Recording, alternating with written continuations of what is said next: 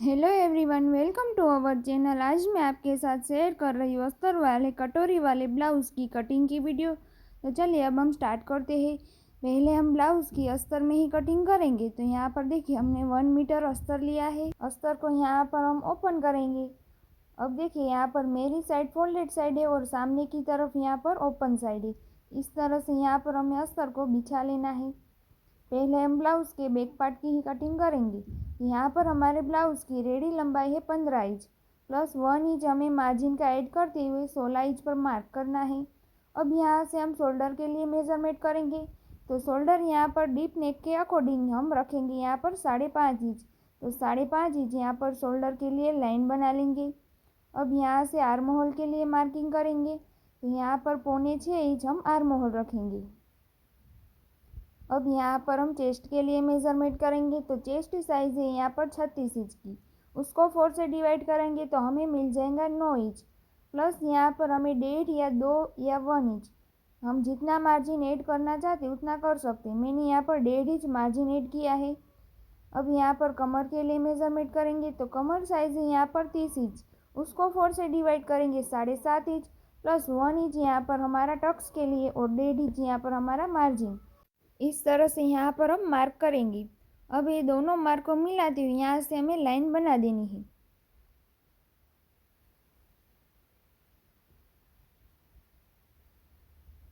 देखिए इस तरह से ये 1.5 इंच हमारा मार्जिन रहेगा।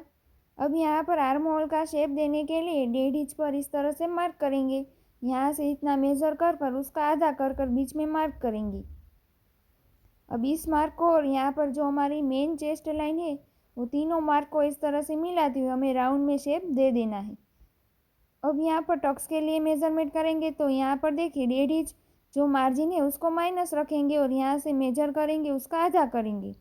यहाँ पर टक्स की लंबाई हम रखेंगे 4.5 इंच। तो 4.5 इंच तक इस तरह से लाइन बनाएंगे। 1 इंच हमारा टक्स का था तो दोनों साइड हाफ इंच पर मार्क कर इस तरह से लाइन बनाएंगे। इस तरह से हमारी टक्स के लिए भी हमने मार्किंग कर दी है। नेक की चौड़ाई हम रखेंगे यहाँ पर 2.25 इंच। तो 2.25 इंच पर मार्क करेंगे और बैक नेक डीप हमारा यहाँ पर है 11 इंच। तो यहाँ पर 11 इंच पर मार्क करेंगे। नीचे से हम चौड़ाई बढ़ाना चाहते तो बढ़ा सकते हैं। यहाँ पर मैं नीचे से चौड़ाई रख रही हूँ 3 इंच। इस तरह से यहाँ पर लाइन बनाएंगे। अब यहाँ पर नेक का शेप बना लेंगे। यहाँ पर मुझे राउंड में ही नेक बनाना तो इस तरह से हम राउंड शेप बनाएंगे। देखिए इस तरह से यहाँ पर हमारे बैक पार्ट की मार्किंग कंप्लीट हो जाती है। अब हमें कटिंग कर देना है।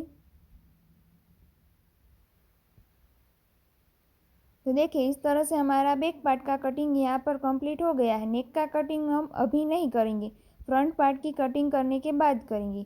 अब यहाँ पर देखिए हमें 2.5 इंच एक्स्ट्रा ऐड करना है। आधा इंच झुकाई पट्टी में जाएगा और 2 इंच हमारे कटोरी के टक्स में जाएगा। इसलिए 2.5 इंच पर मार्क कर इस तरह से लाइन बना लेंगे। अब इस लाइन के इस साइड से हमें बैक पार्ट को इस तरह से रख लेना है और यहाँ चारों साइड से हमें मार्किंग कर देनी है।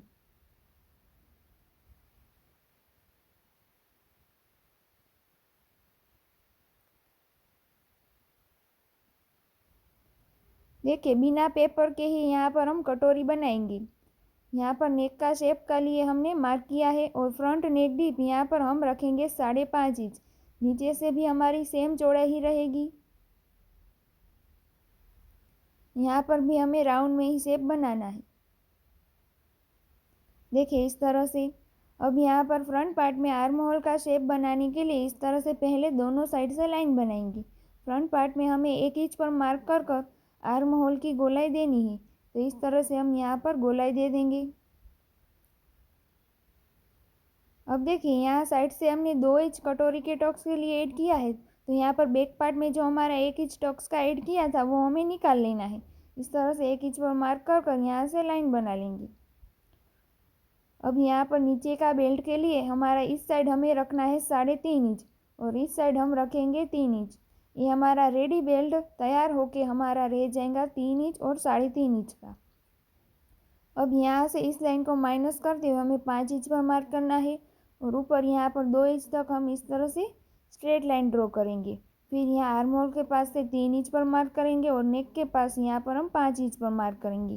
तीनों मार्क को मिलाते हुए इस तरह से यहाँ पर हमें कटोरी के लिए शेप बना देना है। तो देखिए इस तरह से हमारा परफेक्ट तरीके से ही कटोरी का शेप यहाँ पर बनकर रेडी हो जाता है। अब इतना मेज़र करेंगे, उसका हाफ कर कर बीच में मार्क करेंगे और नीचे से भी 1 इंच हमें इस तरह से बढ़ाना है। हमारे कटोरी के टक्स में चला जाता है इसीलिए।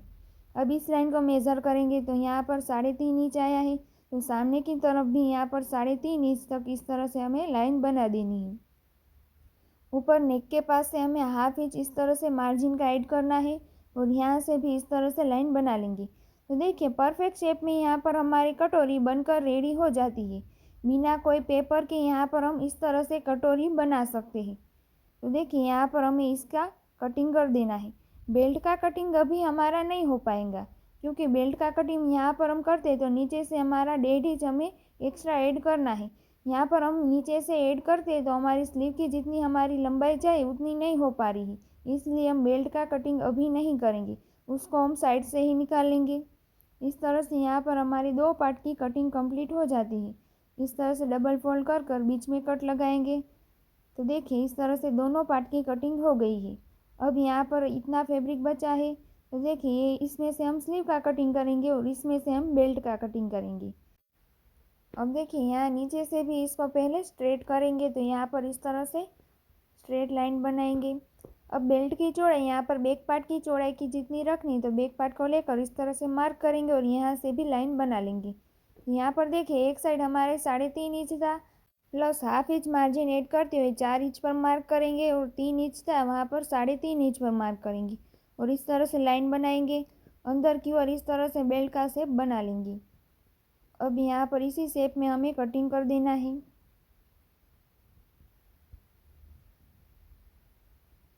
तो देखिए इस तरह से यहाँ पर हमारा बेल्ट का भी कटिंग कंप्लीट हो जाता है। अब यहाँ पर बैक पार्ट में हमारा नेक का कटिंग बाकी था, तो उसको पहले कट कर लेंगे। बैक पार्ट के ऊपर अब यहाँ पर फ्रंट पार्ट को रख कर हमें चेक करना है। कोई भी पार्ट छोटा बड़ा हो तो हम अभी ही कटिंग कर लेंगे। तो देखिए इस तरह से हम फ्रंट पार्ट को अच्छी तरीके से ऊपर की ओर बिछा लेंगे। तो यहाँ पर देखिए हमारे दोनों पार्ट बिल्कुल बराबर ही आ गए हैं। अब यहाँ पर हम स्लीव का कटिंग करेंगे। तो यहाँ पर देखिए स्लीव की चौड़ाई हमारी थोड़ी कम पड़ेगी। यहाँ पर हम इस तरह से स्लीव के लिए फोल्ड करेंगे, सामने की साइड हमारा जॉइंट आएगा। अब यहाँ पर देखिए इस तरह से थोड़ी बड़ी है, तो अब यहाँ पर थोड़ा फैब्रिक को आगे कर लेंगे। अब यहाँ पर हमारी बिल्कुल राइट आ गया है। तो यहाँ पर हमारी स्लीव की चौड़ाई कुछ आ रही है 9 इंच, तो हम 9 इंच स्लीव की चौड़ाई रखेंगे। अब देखिए स्लीव की रेडी लंबाई हमें रखनी है 10.5 इंच, प्लस 1 इंच मार्जिन का ऐड करते हुए 11.5 इंच पर मार्क करेंगे और यहाँ से लाइन बना लेंगे। अब देखिए इस लाइन के नीचे से हमें 3 इंच पर मार्क करना है और यहाँ से भी एक लाइन बना लेंगे। अब देखिए इस लाइन के ऊपर यहाँ पर हम 2 इंच पर मार्क करेंगे और यहाँ से इस तरह से हम स्लीव के लिए शेप बना लेंगे। ये हमारा बैक पार्ट के लिए स्लीव का शेप हो गया और ये हमारा फ्रंट पार्ट के लिए। स्लीव में यहाँ पर हमारी रेडी बॉटम है 5.25 inch, plus 1.5 inch margin add करेंगे और इस मार्क को ऊपर की साइड से इस तरह से जॉइंट करते हुए लाइन बनाएंगे। अब यहाँ पर हमें स्लीव के लिए भी कटिंग कर देना है। पहले हम बैक पार्ट के लिए जो शेप दिया है उसको ही कट करेंगे। फ्रंट पार्ट के लिए कटिंग यहाँ पर साइड से हमें जॉइंट लगाने के बाद ही करना है। तो देखिए इस तरह से हमने कटिंग कर दिया है। अब यहाँ से हमें जॉइंट को लगाना है, तो यहाँ पर उसके लिए यहाँ पर इतना फैब्रिक बचा है उसमें से ही हम कटिंग कर लेंगे। इस तरह से रखेंगे और यहाँ एक्स्ट्रा जो फैब्रिक दिखाई दे रहा है उसको कट करेंगे। तो देखिए इस तरह से यहाँ पर हमारे 2 पीस कटिंग हो जाते हैं। एक को हम ऊपर की साइड से रखेंगे और एक को हम नीचे की साइड से इस तरह से रखेंगे। इस तरह से यहाँ पर हमारा स्लीव का भी कटिंग कंप्लीट हो जाता है। यहाँ पर हमारा अस्तर वाले कटोरी वाले ब्लाउज़ का कटिंग कंप्लीट हो गया है। देख सकते हो आप यहाँ पर हमारा बैक और फ्रंट दोनों पार्ट की बहुत ही आसान एंड सिंपल तरीका मैंने यहाँ पर बताया था। अगर आपको मेरी वीडियो यूज़फुल लगी हो तो लाइक, शेयर एंड सब्सक्राइब जरूर करना। Thank you for watching.